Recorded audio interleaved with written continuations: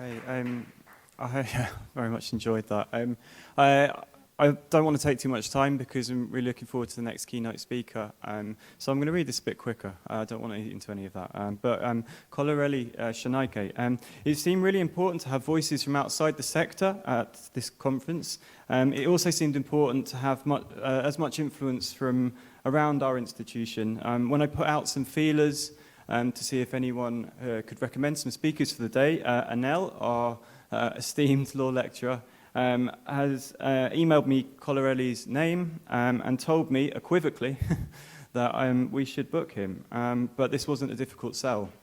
I've since become something of a stalker of Kolarele's The Great Speech podcast and all his online resources, which are a really excellent archive, and I recommend everyone. We're all orators as teachers, and it's just I've already learned an awful lot from following that. One of the insights I've picked up from neuroscience to try and segue this a bit, or learning, is improved by the socio-emotional context of the thing being learned. That it's not just enough to be given information and told to learn, as Shazia was just telling us. To improve this process, we need to feel there is a good reason. We need the context and the motivation. In some ways, this is nothing new to educators. I've often thought about it as the feeling in the room. It's really nice to have a feeling in the room again. Some rooms become charged by their educators, not necessarily through charisma, but often because of passion, but because ultimately they care. When we were communicating about this conference, I hope Kolarele doesn't mind me saying that one of the only requests he made was to see what the room looked like, to get a feel for the space, and it was a lovely thing to hear. We're at a juncture not only in education, but in the history of humankind, whereby our primary method of educating, voice, language, story, narrative, is in the process of becoming something different, perhaps more effective at a certain kind of change, but not necessarily the most important tool for some of the most important tasks. And for all the while that we humans spend time trying to communicate difficult ideas to one another, speech will continue to be our brush and our palette. So it is with great pleasure that I welcome Kolarele to the lectern today to help us become better at being ourselves.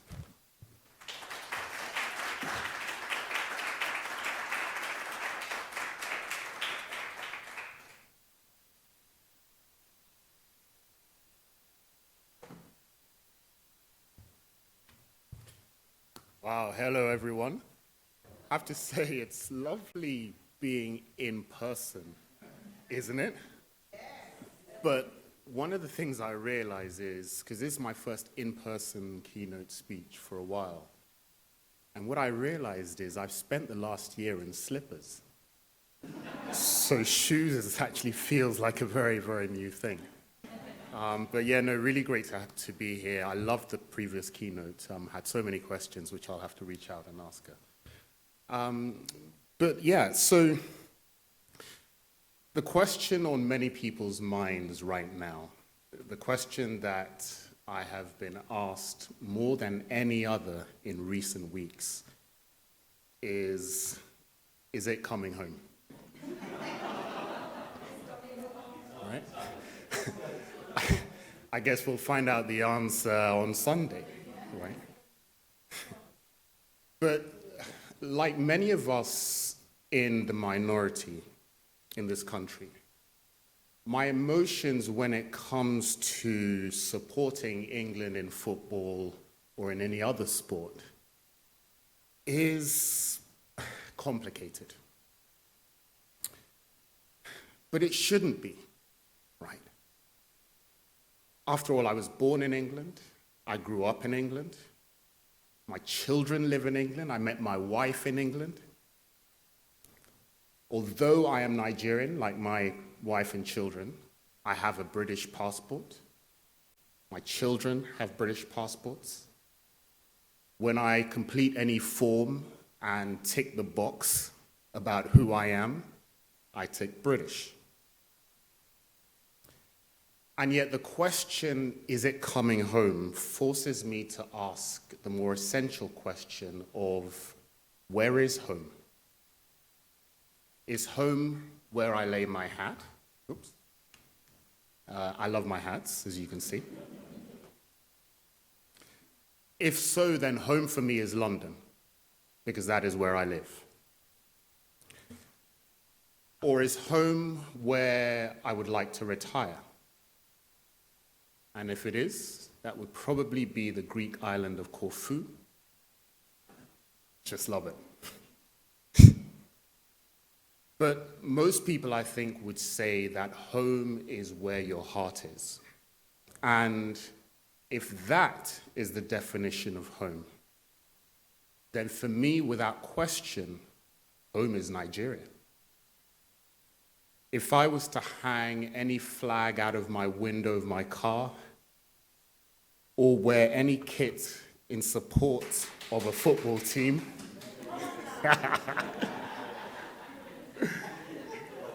there you go, there's a Nigerian in the back, right? Or wear any kit in support of a football team, it would be, well, first of all, it would be West Ham. Thank you. Some West Ham fans in here, because they are pound for pound the best team in the world. Sorry, any Spurs supporters. But otherwise, it would be the green, white, green of the Nigerian flag. If England were to play Nigeria in the World Cup, it would be the Nigerian anthem that I would sing proudly, without any thought or anything in my heart that would tell me differently. And in this sentiment, I'm not alone. English Italians will be supporting Italy at the final. English Indians will support India in any cricket match between the two nations. But why? What is it that determines our sense of identity? And how does that identity affect our interaction with each other? I mean, it's not as if Nigeria is more familiar to me. In many ways, it's not. In many ways, I am more of an outsider in my home than I am here. When I go back home, most often what people call me is London boy. Or even further, Oyinbo, which literally means white person. Because of the values that I express, which seem in conflict with the values around me in my home. So England should be the place that I call home. But then there are the experiences in this country. In my first week of school, age 9, in this country, although I was born in this country, we went back, and then I came back here, age 9. I had 3 fights with other kids in my school because they kept calling me the N-word. Or to be more precise, nignog, because apparently that was funnier. I didn't like it, and so I fought. Didn't last long in that school. Parents took me out, went somewhere else.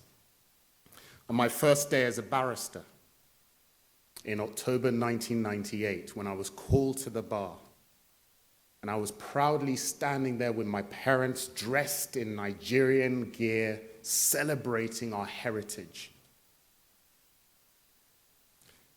A judge approached us. She would later go on to sit on the Court of Appeal. I shall mention no names. And told me that now that I was called to the bar, now that I was a barrister, now I should consider myself British. She knew nothing about me. She didn't know my values. She didn't know where I identified with nationally. But she must have felt that somehow I would be inspired by these words.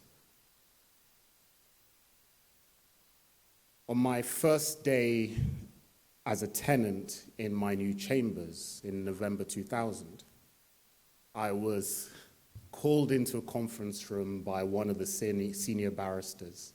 I thought he was going to welcome me to chambers, maybe offer me to kind of be part of one of the big cases he had as a junior barrister. But no.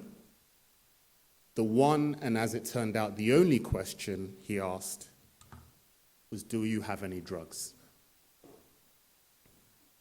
I didn't. My life in this country and the lives of many who are in the minority in this country or in their own country is littered with these and other smaller and larger indignities. They happen all the time, in different circumstances, with different people, and it affects you. It drains you. It forces you to constantly juggle between competing personalities that interact with the world in different ways. On some days, you're the fighter, and you call out the nonsense because it's nonsense.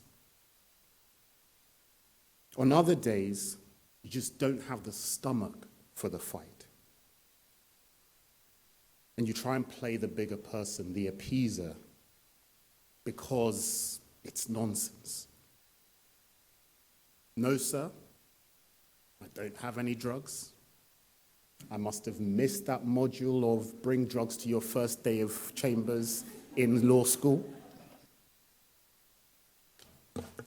It's tiring. You know, on this very day, the 9th of July in 1868, the 14th Amendment to the United States Constitution was ratified in Congress, guaranteeing full citizenship for black people in that country. And yet today, the fight to secure those rights goes on. It is as real and as present as ever.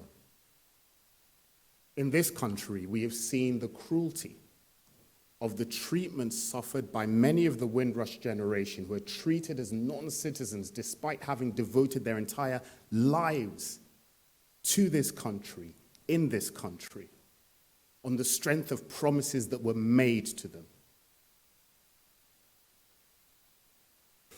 And if you've watched any of England's football games in this tournament, you'll have noticed the irony, or I would say the absurdity,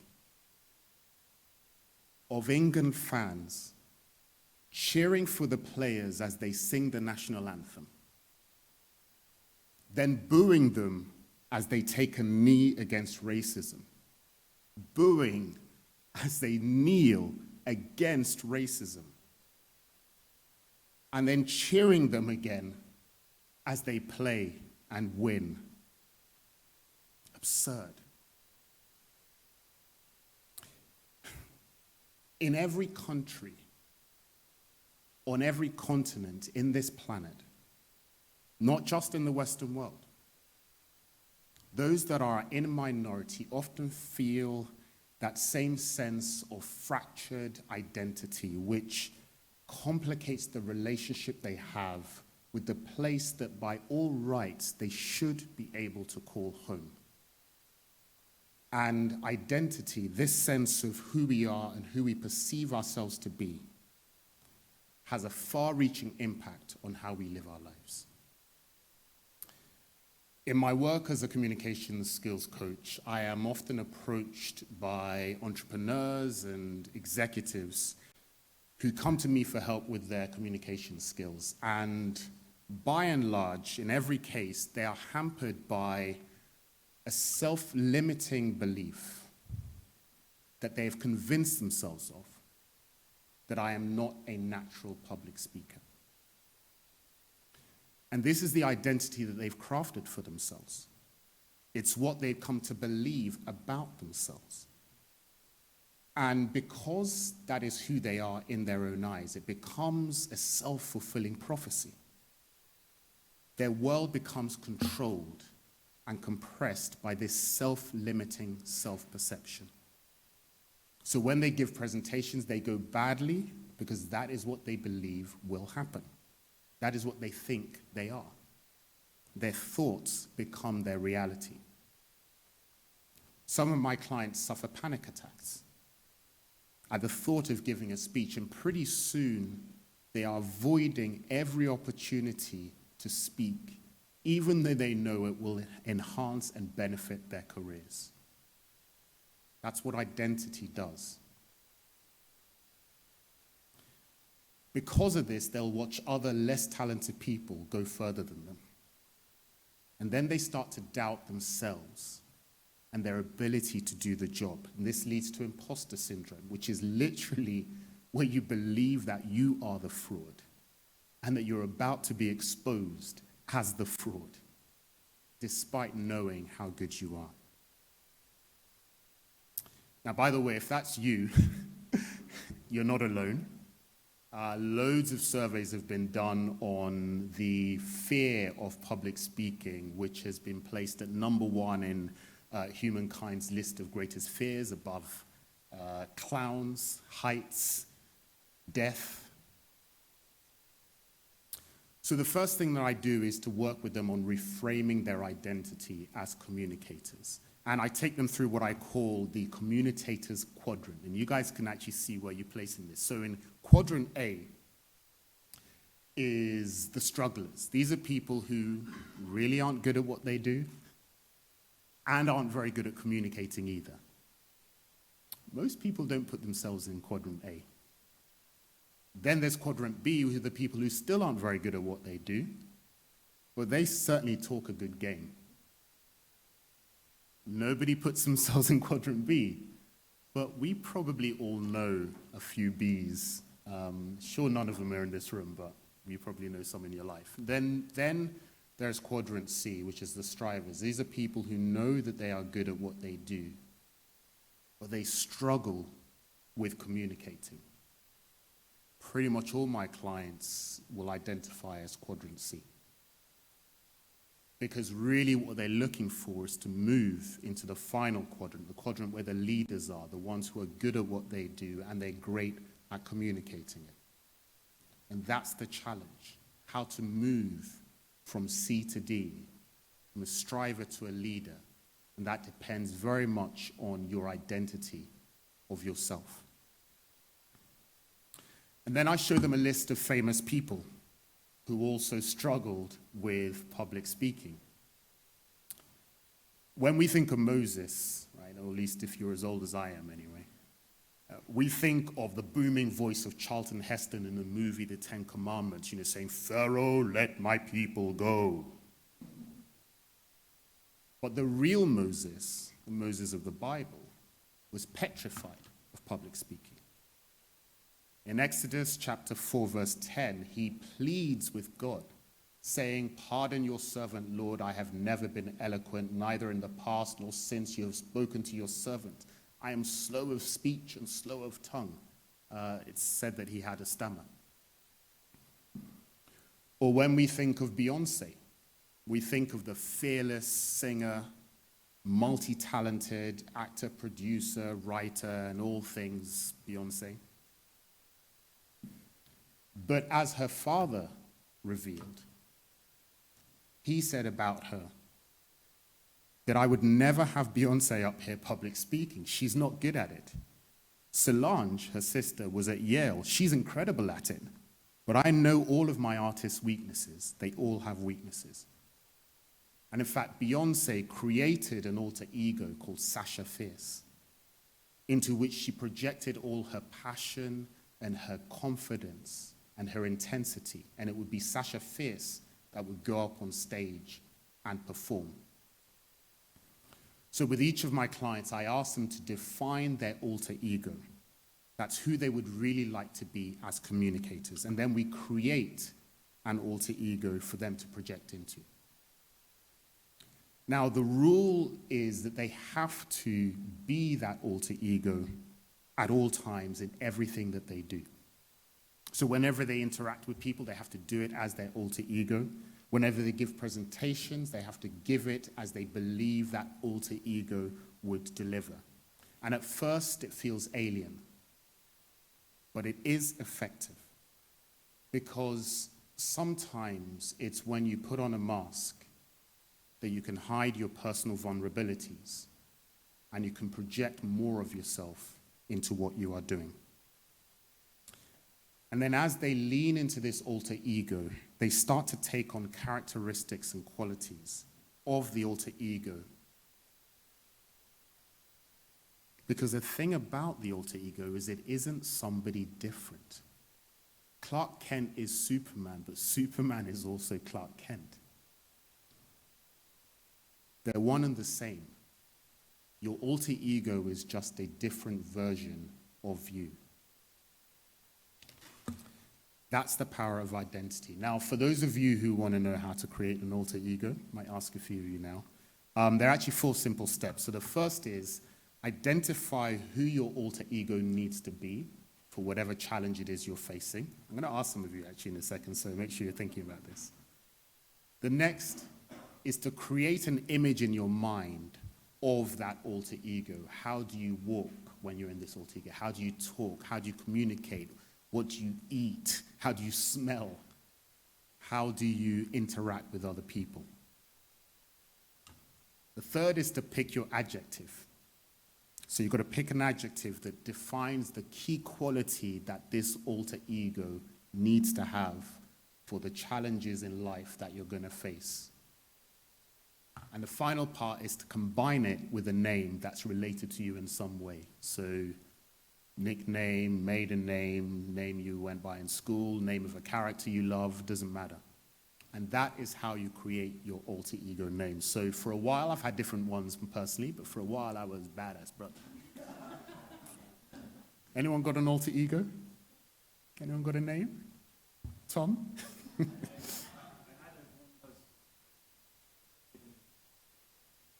Oh, wow, okay. What was his personal challenge? Even as a barrister, I've seen how identity plays a big part in the outcome of cases and trials. There's an old adage that says, a good lawyer knows the law, a great lawyer knows the judge.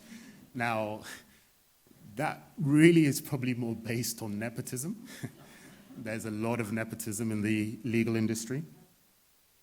But there is also a significant degree of truth to that statement that I've come to appreciate in over 23 years of practice as a barrister. Because judges and juries are human. And like all humans, they are informed and affected by their preconceptions and prejudices that they have about people, the witnesses, the parties, even the lawyers in the case. And so a big part of my job as a lawyer is to understand and manage those preconceptions. I was once shouted at by a judge when representing a client in a discrimination case. My client had complained about the fact that she was often referred to as angry, she was a black woman, by her colleagues when she was just being assertive. And so I explained to the judge that part of our case, it was a discrimination case, would be about the application of the stereotype of the angry black woman to my client. At which point the judge shouted at me. He insisted that I was talking complete rubbish because he played basketball with a whole bunch of black guys and they'd never once mentioned anything like this before. Now, in court, you can't be a fighter with the judge, at least not openly. You can be passive-aggressive, but not openly aggressive. So I paused and I explained to the judge that, no, it really was a thing. And I advised that over the lunch break, he take a few moments and Google the phrase, angry black woman. And so he did. And he came back after the lunch break, slightly chastened, a little bit calmer, and explained that he had done just that, and he was surprised because there were millions of entries about the term angry black woman. And he'd actually clicked on one or two of them, and one of them he had seen was about Michelle Obama, who had struggled through life because that same stereotype had been applied to her. And so in that case, the judge experienced a shift in his perception of identity, helped by his affinity for the identity of somebody else, Michelle Obama. And that gave him a better connection and better understanding of the identity and the struggles with that of my client. I only wish I could have been a fly on the wall at his next basketball game. Guys, you didn't tell me about this. Identity matters, even in the justice system, sometimes more than the evidence and the documents and the law itself. I am a member, former president, in fact, of the 100 Black Men of London. It's one of the proudest things that I've ever done in my life. And in the very first session that we hold with our mentees of our mentoring program, we talk to them about self-identity. And we define it or divide it into three core elements, which is self-image, because so much of what young black boys and girls see of themselves, especially in the media, is of drug dealers and rappers, or at best, sportsmen and entertainers, and prostitutes. So we work with them on shifting their sense of self and how they see themselves. Then we talk about self-knowledge, which is about understanding your history and the richness of your African heritage. Because it's when you know where you came from that you can see and believe in the possibilities of your future. And finally, we talk about self-esteem. Because we know that they will face great challenges in life, and it is only when they believe in themselves that we will have the fight and the power to work through the challenges that they will inevitably face. You know, one of my favorite moments actually is taking some of our mentees to a big conference in the United States every year. We haven't been able to do it for the last 2 years. But we take them, and one of the aspects is they have to give a presentation to the entire conference, over 1,000 people with more watching online. And it's a fascinating process because I see them just before they step onto stage, and you can see that they are full of anxiety and full of self-doubt. Will they be able to do this? Are people going to laugh? And then they get up there and they're sitting on stage and they can see me and they're like, why is Kola grinning? But that's because I know what's going to come, because once they start speaking and once they get out those first few words and they lean into it, they realize that the world isn't going to swallow them up. They realize that the audience is on their side. They identify with them. It helps that they have British accents in America. Seriously, like having a British accent and a black person in America is like puts you in a different kind of stratosphere.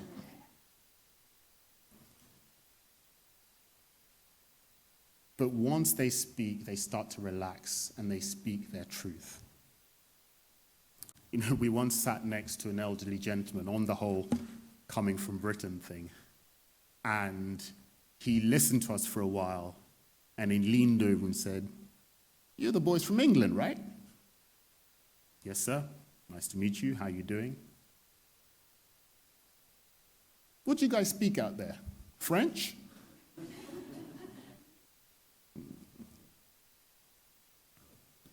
"English?"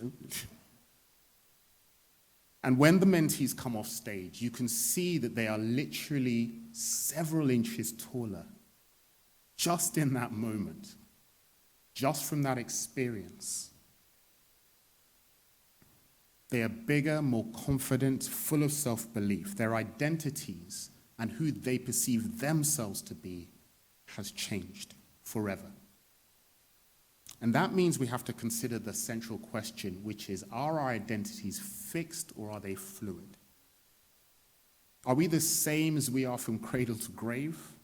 Or can our identities be changed or enhanced or even grown? At school, I was quite an average student. I was decent but not exceptional at my studies, although I had the advantage of being a naturally hard worker. And at one stage, I passed the Oxford exams, entrance exams, which took me to the next stage of getting interviews, which I did at Jesus College. But when you walk into a place where no one looks like you, no one talks like you, most people have never really interacted with anybody like you, it's really not hard to predict how that's going to go. In fact, I discovered subsequently that Jesus College in Oxford is also known as the Welsh College, which probably explains why there were probably about 10 times as many white guys with red hair as there were black people on the day, because there was only one. So I didn't get in, and to be honest, if I'm honest, that really affected me, because I went from being a promising student who might be the first Nigerian maybe to get into Jesus College to kind of an average student who lost his enthusiasm for the work. One of the challenges of higher education is to create environments in which students feel empowered to learn. They refer to university studies as disciplines because I think that is where we go to really have our minds forged and formed, and we learn to think for ourselves. In the recent, much-troubled report by the Center for Social Justice, which is called Facing the Facts, Ethnicity and Disadvantage in Britain, one of the notable findings they made was that ethnic minority children were starting to actually have comparable results at GCSE level to their white British counterparts. And yet, when it came to university and higher education, the graduation rates were noticeably lower. This is such an important thing to fix and to get right, because the period of higher education that is sandwiched between school and work has an outsized impact on our sense of self and our identities. I can tell you that my university experience was the making of me, because I got to study philosophy and politics. For the first time, I felt my mind awaken.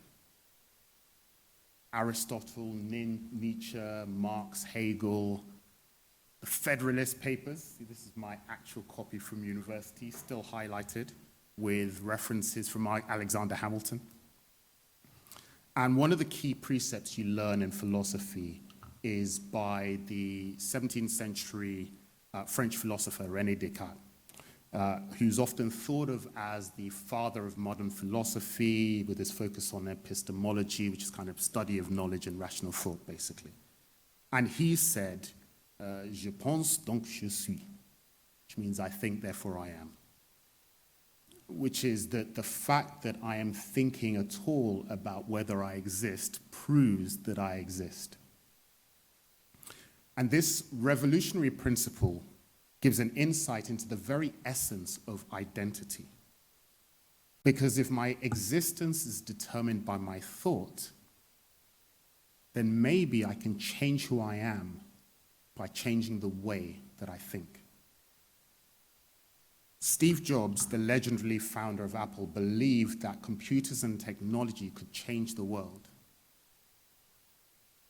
And he changed the world of technology by following the simple mantra of think different. He actually lived that identity from taking LSD because he believed it cleared his mind, to driving without a license plate because he found a loophole that meant he could drive a new car every 6 months and not need a license plate. That's different, I guess. Or Lin-Manuel Miranda, who brilliantly changed the relationship that many Americans have to the origin story of their country by using the very modern medium of hip-hop and actors of color to give a sense to people of the underground, insurgent, outsider nature of the founding fathers. By forcing us to think differently about them, He has helped change people's perception and interaction with the country in which they live.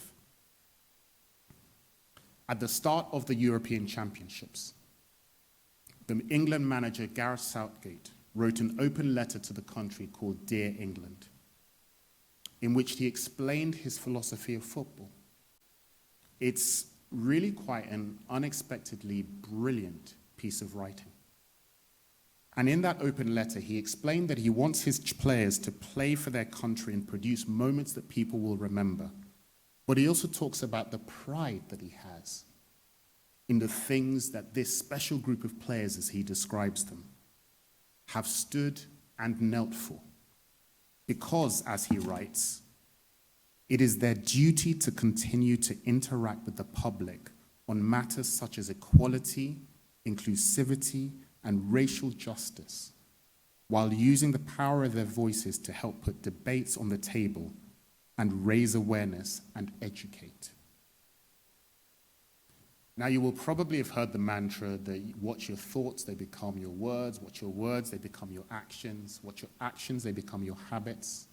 What's your habits, they become your character. And what's your character, because it becomes your destiny. It's been attributed to everyone from the ancient Chinese philosopher Lao Tzu to the British Prime Minister Margaret Thatcher. But it means that if we change the way we think and we change the way we look at our identity, we will change our belief in ourselves and our interaction and experience with each other. In short, just by controlling and directing our thoughts, we can choose who we want to be, and we can create our own destiny. Because as Mahatma Gandhi said, you must be the change you want to see in the world. So this Sunday, for the first time in my life, I will support England in the final, because my complicated relationship and affinity with this country still has a lot of evolving left to do. But I am inspired by the example of the players themselves and by the words of the England manager, who said in his open letter that no matter what happens, I just hope that their parents, teachers, and club managers will turn to them and say, look, that's the way to represent your country. That's what England is about. That's what is possible. Now, I know tomorrow or next week, I will see or experience something that again challenges and undermines my sense of identity within this country. It might be a cabbie that declines to pick me up. It could be a court clerk that assumes that I'm the defendant, not the barrister. It could be somebody mispronouncing my name. My name is Kolarele Sonaike, but I once called up a solicitor who, when she answered the phone, said, "Who is this?" I said, "It's Kola." I said, "Oh, I was told it was Colin from IKEA."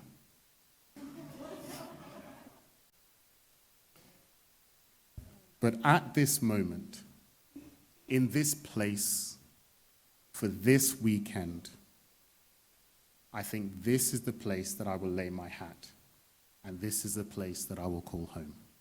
Thank you.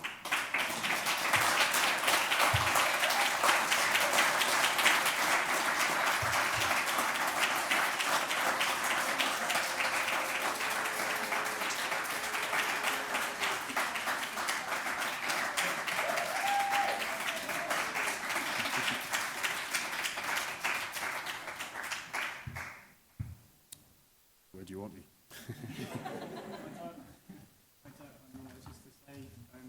Well, firstly, thank you again.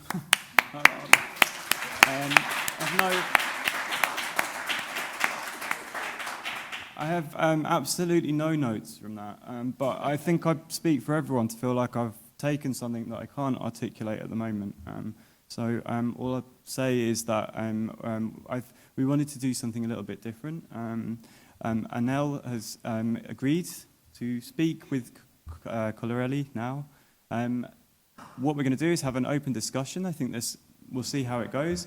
And we would also love input, something. I don't want to be greedy for time now, but we have it if we need it. We have some prizes to give. So see how it goes. If you know, it's all your call. So if people want to add something at some stage, we'll take it from there. Please permit me on one occasion to address you this way. I want to say that was amazing, my badass brother. Amazing. Thank you, I appreciate that. Thank you. All right. I have to say I'm a little bit disappointed though, because I was thinking that at least one person would have done the little tongue rolling. I really can't do it. But I thought has anyone got that ability in the house? Come on, don't disappoint. Let's try another applause. Thank you, thank you, thank you. All right. Just one. So we really appreciated you being here. Now that was such an informative, inspiring, heartfelt presentation. I think we're all left with major respect, and it connected. And that's the amazing thing about being authentic. All of us as humans can connect with that authenticity. I was going to ask you, but you've answered. Who's your superhero? I want you to say it with your own voice. So I want you to say, who's your superhero? Well, so the person in my life that I have actually been the most inspired by, sadly is no longer with us. He was the late Chief Bolaige in Nigeria. He was a governor there in Nigeria. He was just a brilliant man in every respect. Sadly, he was assassinated because that's what happened back in Nigeria in those days. But he was the person that really is the reason I became a barrister. I didn't really know what I wanted to do beyond thinking about philosophy at school, at university. And he suggested that I had the makings of a barrister, probably because he saw that I loved to argue. And I kind of followed in his footsteps, went to the same inner court as him. And I still remember, in terms of being an orator, for instance, he's still the best orator that I personally have ever known. I still remember him giving a speech to the Nigerian Law Society, where at the end he started singing Bob Dylan's Blowing in the Wind. And I sat there like, what? Wow, you can do that? Like, you know, amazing. So that would be my personal superhero in terms of an individual. In a personal note, also my father just inspires me because he's kind of the definition of a father, you know, just humble, but, you know, fiercely loving of his children and never complains, which is a good thing because I complain a lot. Yeah. Absolutely. Yeah, so this is amazing. Now, I think it is really amazing that you have Gareth Southgate's image up. I have to say, he's of the various England managers we've seen, I think I've taken note of him more than any other. There's something about him. And there's something about inspiring individuals, getting into their soul, connecting with him. You spoke, or it's been spoken about today, this idea of education. And I'm going to ask you about your higher education experience and those individuals who enabled or inhibited, I don't know, you're going to let us know. But I think that higher education is a powerful place. How many of you here have ever taught in secondary school? We had Lady Mirza tell us something about that. Okay, isn't it interesting that it was always the argumentative students who would come to you and say, "Sir, miss, you know, I'm thinking I want to study law." And I just thought that that was quite funny. But there was a poem I came across when I was working in secondary school called Mrs. Tilcher's Class. Has anybody ever heard of it, Mrs. Tilcher's Class? Look it up when you can. I think I shared it with you once. But it got to my gut because here you heard of a teacher who created an experience when people came into her classroom. And I think all of us have experienced educators who were like that. You felt that you mattered personally to them. And I wanted to ask you, for you, in your higher education experience, when we think about shaping identity, did you come across any cheerleaders? Is there anybody that you remember today who helped you on your way? Or was there someone who, on the converse, was maybe trying to hinder you? How did you either gather wings in your sail or achieve in spite of your higher education experiences? So for me personally, so at school, I never felt, I went to an excellent school, but I never felt there was anybody that particularly had my interests at heart. It's just one of those places. So I always felt I was quite average at school. And then in university, I don't think there was any particular individual that I would point to, but it really was philosophy. So philosophy was one of those subjects that, to be honest, you kind of either got or you didn't. I was just lucky that I did. So, I would read, Aristotle and things and just be blown away, and I'd be arguing in my mind with Aristotle and things like that, just because it really brought me alive. So I think it's more that I felt connected to something that mattered to me, and that's what really awoke in my mind.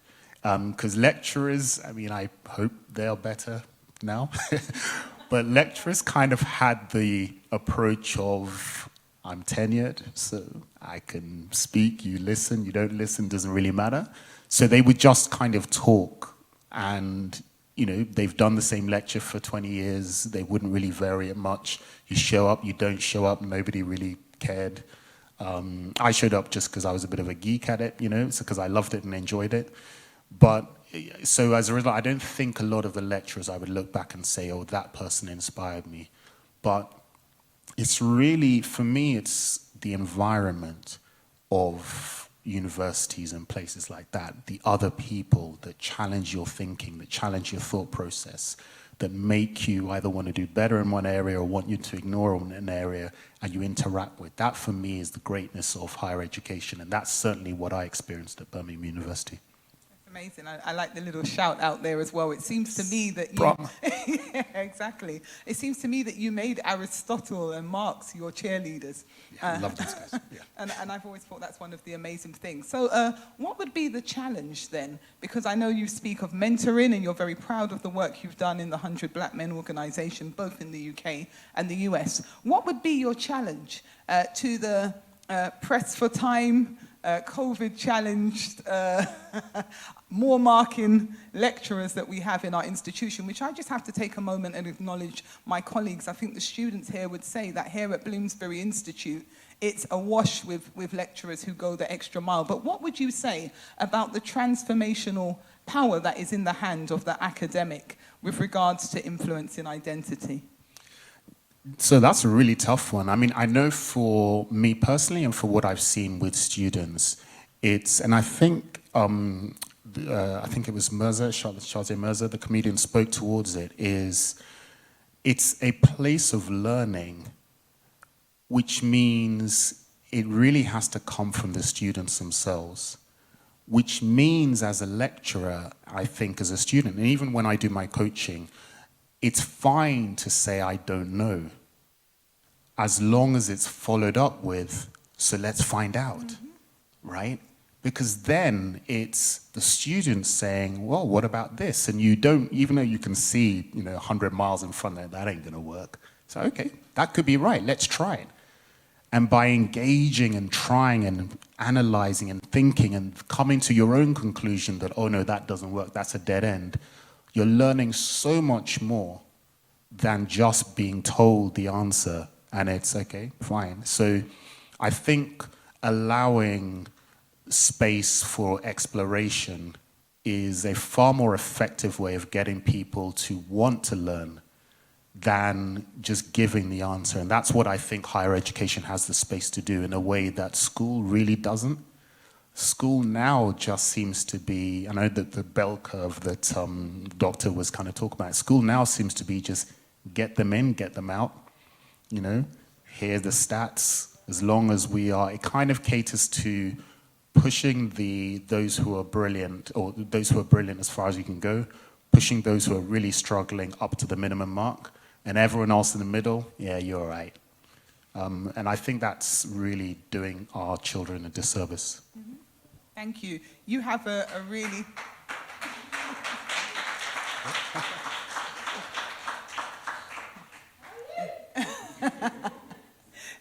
It's clear that you have a really rich identity, and I love the fact that you spoke about this identity as something that's evolving and not fixed. And I just want to take a moment to celebrate with you this journey from a 9-year-old boy who comes back home and is struggling. But you know, fighting spirit is a good thing. Your parents did the right thing, because that could have been problematic if that trajectory continued. But you know, I want to take you back to this idea of 9-year-old boy, and here we see you today.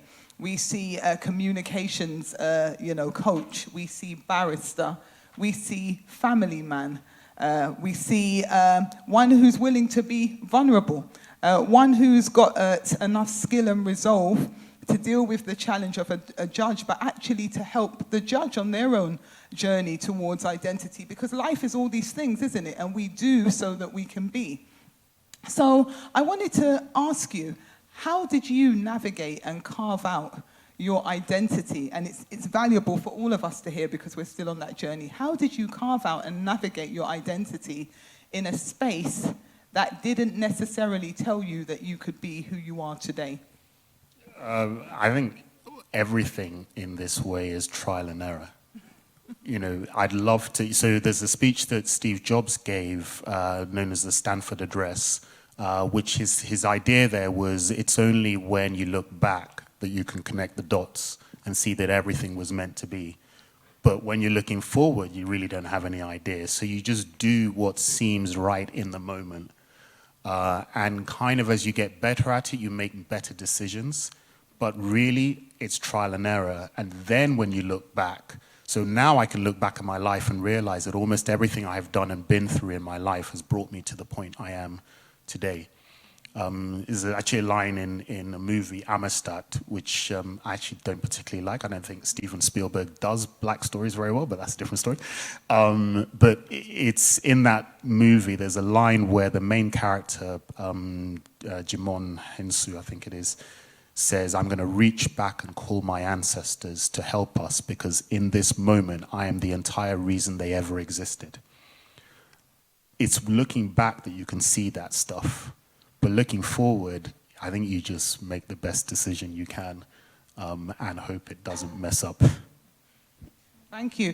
I just want to forewarn you that I'm about to open the floor. Our time is running out, and I want to give our students in particular an opportunity to ask a question. Take the opportunity. It's good for your identity. Okay? It really is. But I wanted to ask you about this idea of imposter syndrome that some of us more than others may experience. What is the role within higher education, would you say, to help individuals to be able to navigate that threat? Because imposter syndrome, you know, it poses a threat to confidence. It poses a threat to you being who you can be. What would you advise is potentially the role that higher education can play in helping individuals to navigate, or as it were, to skip over that challenge, land firmly on your feet, and keep running with who you are and who you're supposed to be? I don't know. That's all right. No, I'm honest, because unless things have changed, I mean, it's, 91, let's say 94, so it's been a while since I've been at uni. But I don't look at that period and think about my lecturers or I think there was a, kind of tutor kind of character, being the person or the people that helped me in anything more than just giving me the knowledge that I needed for the course. But I don't think it needs to be. I think it really is the environment. I think it's probably helping students to find their niche, find their kind of circle. So expose them to lots of different activities and societies. So I joined loads of societies, and it's probably actually that helped me find, oh, these are my people, and then feel more comfortable. And then once you realize that you're not alone, it gives you more confidence to be yourself. That's actually one of the advantages of social media, I think. As for all the challenges that we know social media has, the ability to know that I love this thing that seems really weird and unique, but actually there is a group in Guatemala that is into the same thing, is really empowering. So I think probably higher education, in a way COVID has kind of forced us to do it, can embrace the opportunities that exist from the interactive nature that life now is, and just help students find their niche so that they feel connected, and then they'll feel more confident. but that's just a guess. That's wonderful. I can't tell you how delighted I was to hear in your address that when the senior barrister, perhaps a QC, asked you for drugs, you were unable to supply him. That filled me with great delight. But my final thing I want to ask you to do is actually, we do have law students here. And I can say from my own journey on this, this life of law, it's tough. And one of the things that's always on my mind is how can we help our law students? All students, you can get something from this. But in particular, I'm speaking about the law students because of the problems that are inherent with it, systemic even within this industry. What would you say to the law student who's just starting out, who's now thinking, once I get my first in my degree, it's plain sailing, who might not get a first in the degree? What do you have to say to spur them along on their journey? And then it's over to you guys, so be ready. There is one advice that I give that I only ever give when it comes to law, because it is a really, really tough industry. And it's, if you are unsure that this is what you want to do, don't do it, because it will grind you down. So it's now so competitive that even if you are white, male, middle class, you don't have any guarantees. It used to be you could stay in, but now you really can't. So anyone. So if you're unsure, if you're not certain that this is what I have to do with my life, find something else. There's a whole load more out there in the world, especially in today's world. But if you are certain, don't let anybody tell you no. Don't be fooled by the I have to have a first from Cambridge or whatever. I can tell you that the best barristers that I know and the best barristers I've ever come across or come against have never been the Oxford and the Cambridge graduates and the people who were supposedly the most, the smartest. In fact, they actually tend to be pretty bad barristers. And by that, I mean not that they don't have an academic understanding of the law, but law is actually so much more about people management. You're managing the judge, managing the clients, managing your opponents, managing yourself. And if you don't actually have the ability to manage all of that, you will be a really average lawyer. I've negotiated against some barristers where I'm kind of internally laughing, right? So I have the advantage of being a Nigerian, so, we grow up haggling, right? It's in the blood. Right, and, I remember dealing with one barrister where they made an offer and I just said no because I knew what my clients wanted, and they'd already made an offer that was actually what my clients would have accepted. But I said no because I just perceived that this wasn't the final offer. Now, there's a rule, it's like you don't negotiate against yourself. But I said no, I didn't counter-offer, and he came and said, okay, hold on. Then he went away for 5 minutes and then came back with a new offer, higher offer. Okay. And I still hadn't made an offer. I was like, no. I mean, okay, just hold on. And he went, and literally about 4 or 5 times, this poor guy came back with new offer that was higher each time. And I just kept on saying no. And then eventually I made my first offer, which was far in excess of where he was. And so, okay. And then he went back, and it just went back and forth. To the end, we got some ridiculously good offer that was just based on the fact that he did not know how to manage people. And he was, because you kind of do this when you're a lawyer, you look up your opponent and kind of see where they're from. And he was literally one of these double first from Cambridge guys. So understanding how to live in the real world, not live in your head in the academic world, is really important when you get out into the real world of law. Massive, big message. Know who you are, be at peace with who you are, project that confidently, it will serve you. Thank you. I've got goose pimples. I don't know about anybody else. I see a question. You? Well, I saw the hand. It's like the auction, isn't it? I got that little message. So the floor is yours.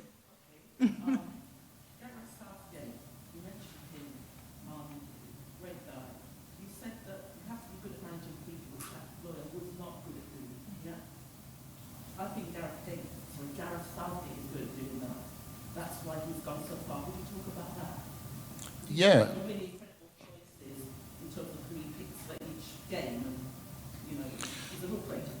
So,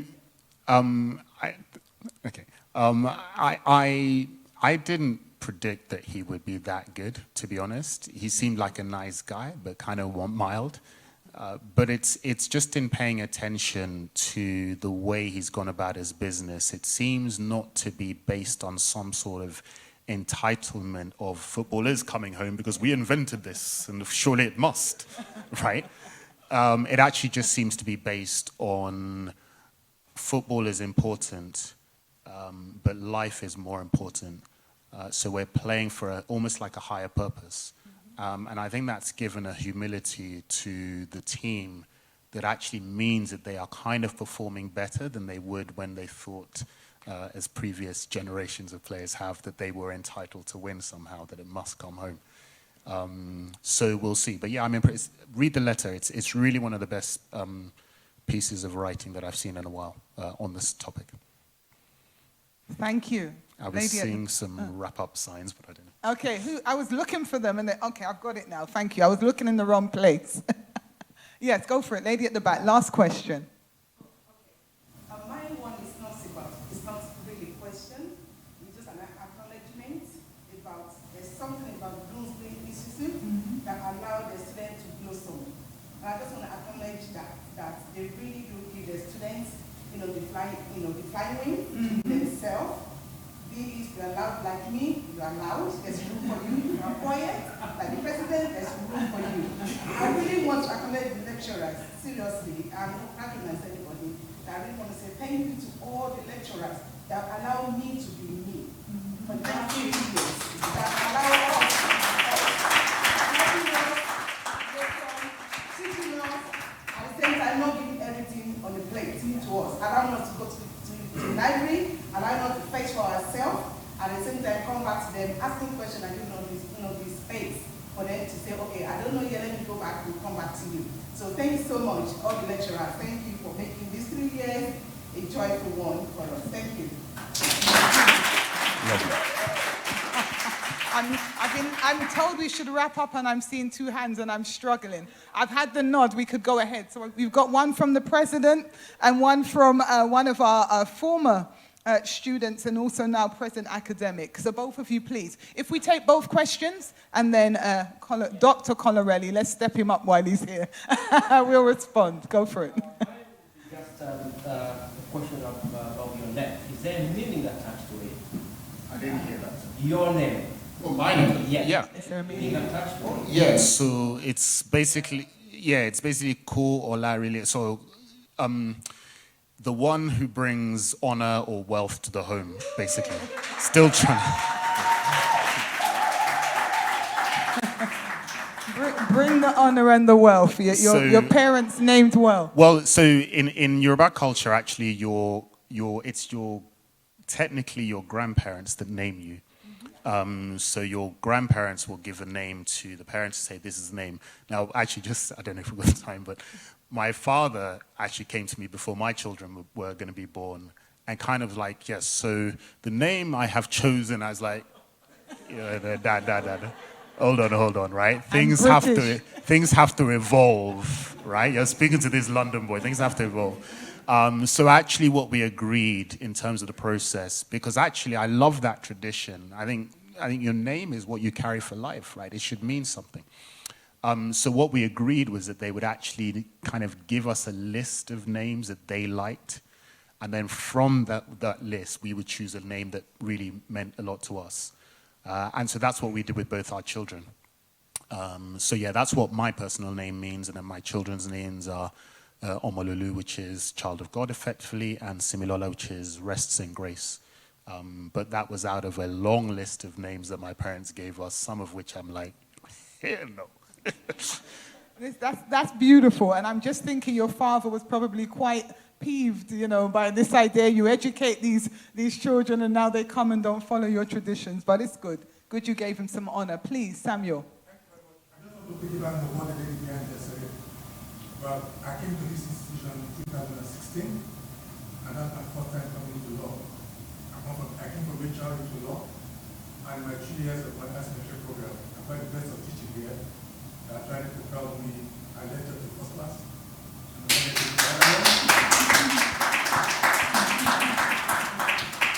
I went to do my LLM and I got a distinction too. Wow. I got the culture of everyone from here. And I must say, 2 people here who are still here, Joe journey, they pushed me to the limits. Wow. But at the end of the day, I continue to listen. So, Joe, thank you very much. Very different from my experience, so that's great. That's wonderful. Can I just ask, obviously you're English speaking as well. In Nigeria, what's the language you speak? So in Nigeria is about 400 different dialects. I'm Yoruba. Yes, yeah, Yoruba. which is That's right. Any Yoruba speakers here? That's what I was hoping for. So I'm going to give you the honor. Can you thank him for his presentation in Yoruba? I will end in English and we'll be done. We'll be off. Please stand. And So my brother, I'm talking it's okay.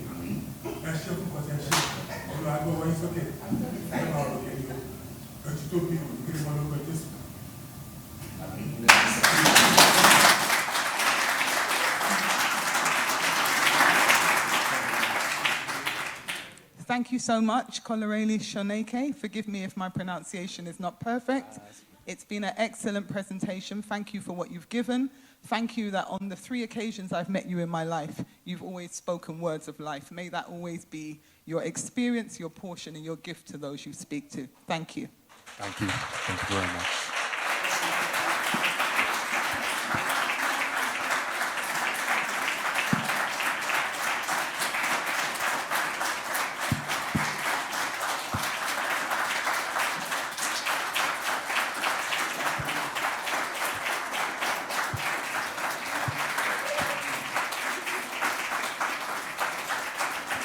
I assume you're just standing because it's time to go, right? But